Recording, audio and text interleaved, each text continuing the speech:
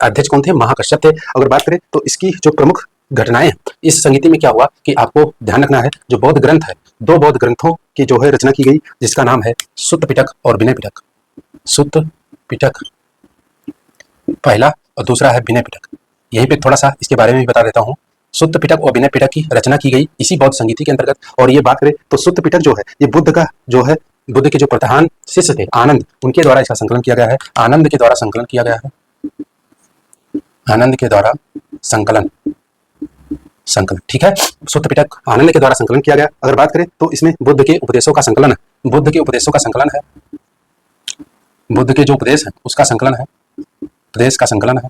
साथ में अगर बात करें तो इसमें आपको ध्यान रखना है बुद्ध के पूर्व जन्म की भी बात इसमें है। तो बुद्ध के पूर्व जन्म की बात भी इसमें आपको मिलती है। इसको ध्यान रखिएगा, जातक कथाओं के रूप में जो है इसमें मिलता है। और इसको एक नाम बहुत अच्छा दिया गया है कि ये बौद्ध धर्म का इंसाइक्लोपीडिया है। इंसाइक्लोपीडिया है। क्या है? ये बौद्ध धर्म का इंसाइक्लोपीडिया भी है, इसको याद रखिएगा, ठीक है। तो इसमें आनंद द्वारा संकलन किया गया, बुद्ध के उपदेश का संकलन है। साथ साथ में बुद्ध जी के पूर्व जन्म का भी कथाएं मिलती हैं, जिनको जातक कथाएं बोलते हैं वह भी है। और इसको बौद्ध धर्म का इंसाइक्लोपीडिया कहा जाता है, इतना याद रखना है सुत्त पिटक में। और विनय पिटक की बात करें तो यह उपाली के द्वारा इसकी रचना की गई, जो बुद्ध के प्रधान शिष्य थे। और इसमें बौद्ध धर्म के नियमों का उल्लेख है। क्या है? धर्म के नियमों का उल्लेख। किसके द्वारा? उपाली के द्वारा।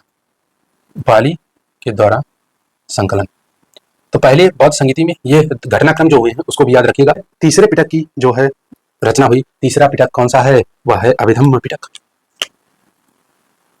अभिधम्म, सुत्त पिटक, विनय पिटक और ये तीसरा अब जो है आ गया अभिधम्म पिटक। इसकी रचना हुई की रचना।